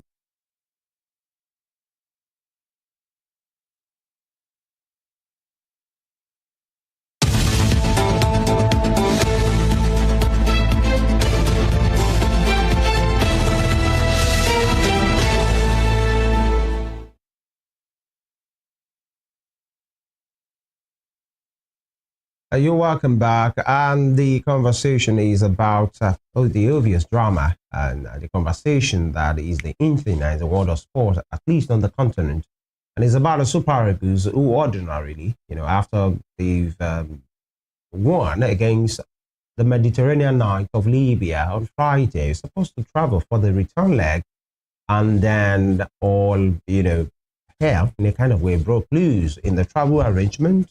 And the way the Eagles were abandoned at the airport, and the pictures have littered the social media space, the conditions. In fact, we learned they were supposed to, touch down at Benghazi International Airport, but, almost midway into the air, they were told their flight was diverted to another airport that is not international in nature. They were abandoned there. 17 hours of travel. If you could have the picture, you see the condition of these guys and what really happened. Many of them who are superstars in their own right sleep in these kind of conditions, and these are the issues as well. Abandoned, not being taken care of. We learned from the NFF, the General Secretary, the President, when they even made efforts maybe to have something, got out of the airport to have something, purchased to be eaten, no food, no water. For the boys, they were, restricted as well. And these are some of the issues. You could see a vehicle, and in which one of the Super Eagles guys, Boniface, Victor Boniface said, that particular vehicle you are seeing was prepared for the Super Eagles of Nigeria. That is somebody going on a Monday market, kind of arrangement. But then, so that we buy our time, we have a national football journalist with us and chief football writer for ACS Sport, Fisayo Dairo. He joins us virtually from Port Harcourt. Good morning, Fisayo. Good morning, Femi. Good morning, Evelyn. It's so nice to join you guys on the show this morning. Yes, good to have you again. Let me ask you, you are a friend of these boys, the friend of the house, and you followed them, followed the international matches. And what really happened? Because so many stories have littered the international, space. Let me put it like that. And there have been accusations and counter accusations as well. What happened, Isaiah? Okay. Nigeria's Super Eagles went to Libya, just like you reeled out earlier on, to face the Libyans in the reverse fixture of the game played in Uyo on Friday, 2025 AFCON qualifier. And as it is the norm with the Super Eagles, they do travel on the charter arrangement. So they have this value jet arrangement, and so they got due clearance because it's North Africa. Of course, I've experienced this myself. They had to fly from Kano. You know, when I went to the AFCON in 2019 in Egypt, my return was routed to Kano. They said there was no seats to Abuja, you know, on Egypt Air. So they had to leave Uyo. They got a clearance first in Uyo. They had to fly to Kano. And then from Kano, they got due clearance to land in Benghazi, Benin, which is where the game was going to take place. So the charter, it was just a 4-hour flight, 3 hours, 50-something minutes or thereabouts. So, and on getting to Benghazi, Benin, that's few minutes to descend, not even midway, few minutes to start their descent to the Benin International Airport. The pilot got a message from the router right there in the airport that they are unable to land. They have to go to the Alabrak International Airport. It was strange to the pilots because clearances were obtained at 2 different international airports in Nigeria. You know, and something like that had never happened before. You know, according to the pilot, they were diverted to the eastern part, which should never be their route. That it is not even their alternate airports. You know, in aviation arrangements, there's always an alternate airport to land in case of emergency or whatever. This was not even the alternate airport. You know, so after the pilot said about 8 times, they argued on it. Everything was on recording anyway. So they had to go back. They had to fly to the airport, which we heard is only used basically for Hajj purposes. So that's just a long and short of story. And then they landed because, you know, this is a national team. This is Nigeria's national team, the flagship team. Like you mentioned, the boys on the plane are millionaires, billionaires in Naira. So the Nigerian embassy in Libya had to be on top of their job. I've traveled with a Nigerian club on the continent, for instance, to Liberia, and I know how much of embrace and, you know, acceptance that the Nigerian embassy in Liberia gave to us. Now imagine the Super Eagles of Nigeria. So the Nigerian consulate was there in Benghazi waiting for the guys until that last-minute ship diverted them to Alabrak, where it was even dangerous to move late in the night and all stuff. So I think that's basically, to cut the long story short, because it's all in the open, but that's the key points that needed to be noted. You know, how the Libyans diverted right there, they diverted the team to Alabrak and left them for over 15 hours, 17 hours, so to say. It's quite, you know, one can't imagine, because you can only feel it, you know, through the social media space. One can imagine the position of the boys as we have them on the screen right now. You know, many of them try to be in high spirit. Maybe some of them played cards, you know. But the one thing that we learned is they conducted themselves in good manners. By the way, some persons will say they have no choice because the hostility was staring them at the face. So they couldn't have raised rabbles. You could see many of them sleeping in funny conditions. You know, please shed more light. There is this counter-accusation on the social media space. We learned from the Libyan captain, or some of them, that this was the same treatment they got when they came to Uyo. Is that true? You know, the North Africans are smart and wicked, let me put it that way, because it's not just smartness, it's wickedness. You know, we follow Nigerian club football very well, we are used to these things. Yeah. Anytime a North African team is coming to play against a Nigerian team, especially when they are playing against a team that is good, a team that they believe is superior, is more superior than them. And this always comes from Libyans. You know, in North Africa, Libyans are the weakest football playing team. Morocco, Algeria, Tunisia, Egypt are strong football playing nations, you know, not for Libya. So whenever Libyan clubs especially come to Nigeria, this is what they do the most. They try to whip up sentiments, lies, and all when they travel first, so that when they come back, when you come to their country, they will try to frustrate you. That's what they always do. You know, it's happened 2 years ago when Rivers United, where I'm based, played against Ali Benghazi. There is an international airport in Port Harcourt, but they will refuse to land in your city. You know, it also happens in some other North African clubs. I remember even when they faced Pyramids FC, a big club in Egypt, 3 years ago, 2021, in the quarterfinal of the CAF Confederation Cup. There is always conversation, there is always correspondences exchanged between the two footballing federations, copied, and where they will copy CAF. So the Nigerian team will always ask, because they know that if you don't treat them well in the first leg, if you even treat them well in the first leg, you expect hostility in the second leg. How much more not treating them well? So I'm just using that reference from the Enyimba game. Enyimba sent lots of mails.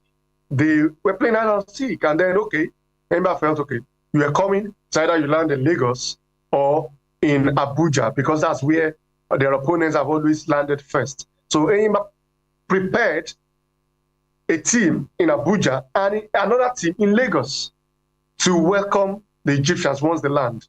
Guess what? They landed in Port Harcourt through a charter flight. So this was the kind of script that played out with the Libyans. Every Nigerian opponent have always landed in Uyo. It's an international airport. If the worst case scenario will be, you may land first in Abuja or in Lagos, and then you'll be transmitted absolutely to Uyo. So, and that was the communication with the Libyan authorities, is that perhaps they also, because of how wicked or how bad they are, they like to keep their opponents in the dark. Their host team, who should make your preparations, they like to keep them in the dark. So after the NFF had asked, where are you going to land?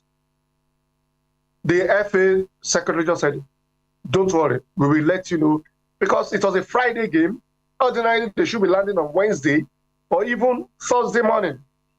But they chose to come in and left the NFF intact. And when you landed in Port Harcourt, they told them, okay, now that you guys have landed in Port Harcourt, fine, complete the custom processes and you'll be flown to Uyo, which naturally, there are no flights from Uyo to Port Harcourt because it's too close.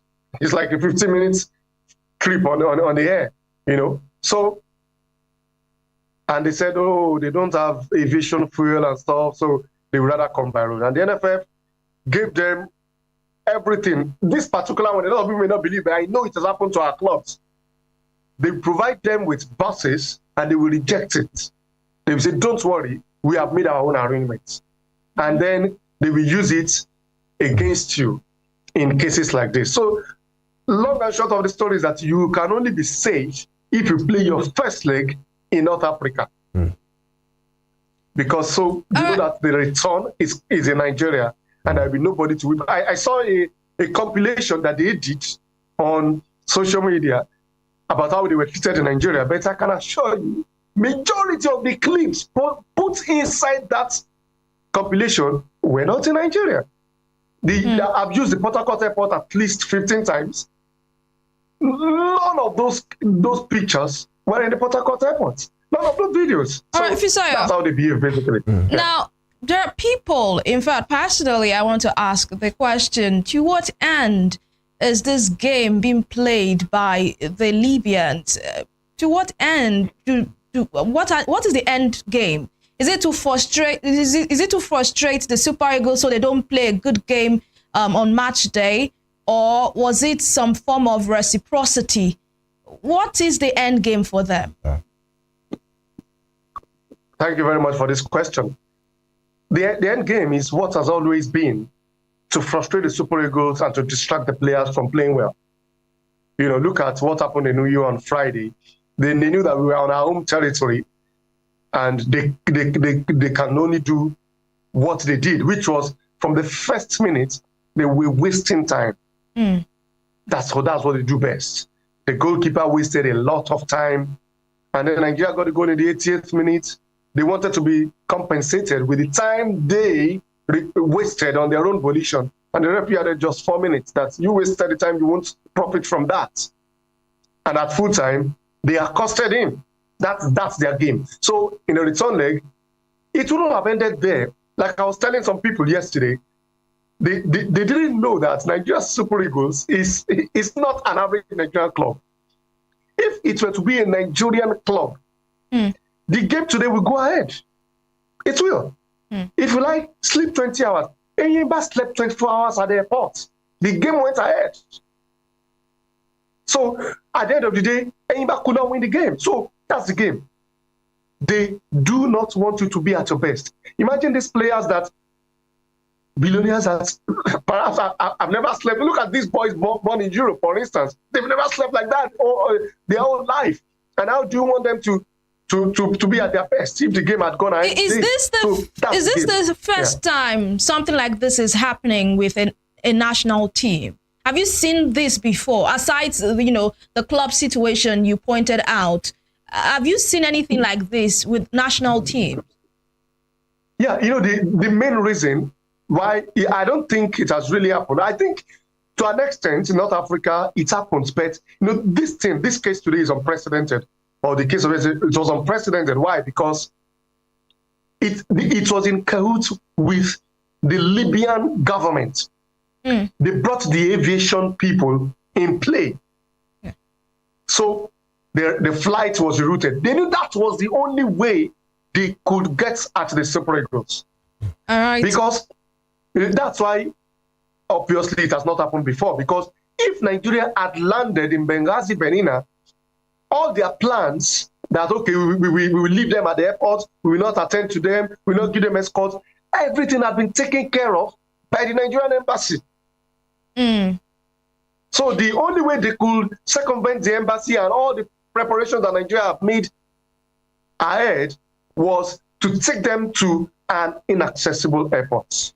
And that's why it's obvious that things like this don't happen, because national team federations have to work with the governments of their country to ensure that these games, this is the flagship competition of African football, of CAF. So that's why you won't hear these things happening often between countries. All right, Fisaya, we have to run, but then what do you think would be the disciplinary measures or punitive measures that, these matter have been reported to CAF to investigate? Our boys are back home. What do you think will stem from this as per disciplinary measures? Because according to what the captain of the team said, William Troost Ekong, he said that even the pilot of the plane, was not Nigerian, and when they landed, he went to look for a hotel. He got, but his crew members, because they were Nigerians, were not allowed into the hotel. So he had to go back and sleep in the plane. So there are receipts all over social media, and I'm sure the government will also, forward those receipts to CAF. But then, as a sports journalist, you've been in this game for a while now. What do you think will stem out of this when, as per punitive measures? As much as I'm confident that Nigeria will get a good hearing, I must admit that it's a very tricky case, because it's not just a footballing case anymore. The Libyan FA will tell CAF that, man, there is one thing about them, the North Africans generally, they know how to cover their tracks with CAF. Part of also because CAF have been too North Africa oriented.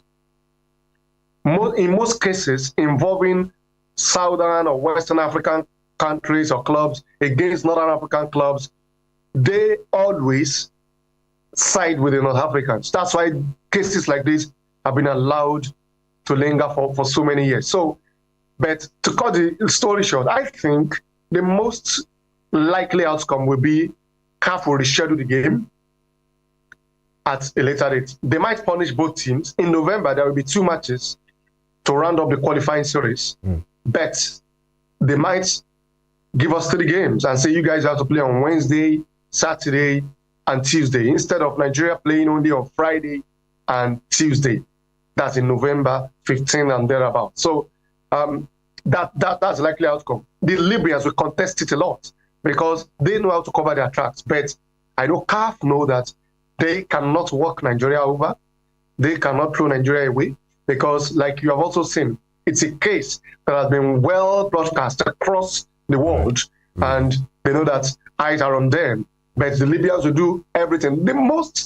The stiffest punitive measure, which I would have loved to be given to the Libyans, would have been to have the game replayed outside of Libya.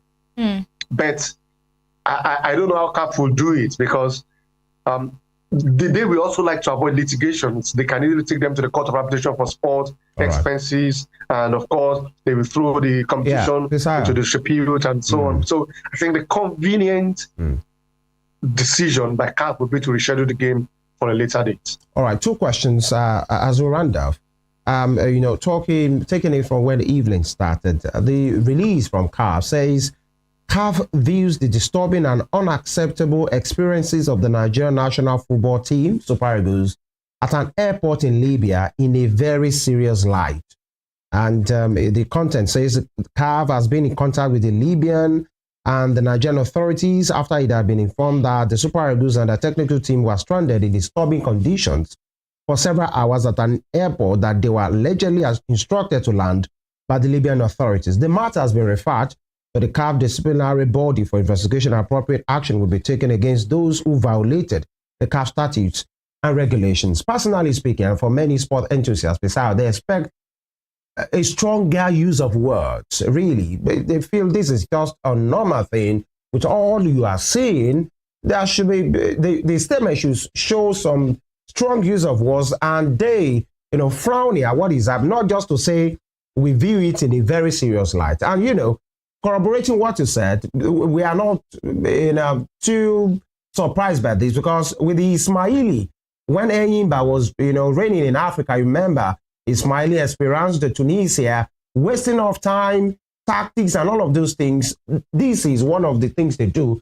But Libya brought it to an all-time low. Now, with all of this, are you saying there's not going to be any fine, any point deduction, and the best Nigeria could get maybe is just a rescheduled match?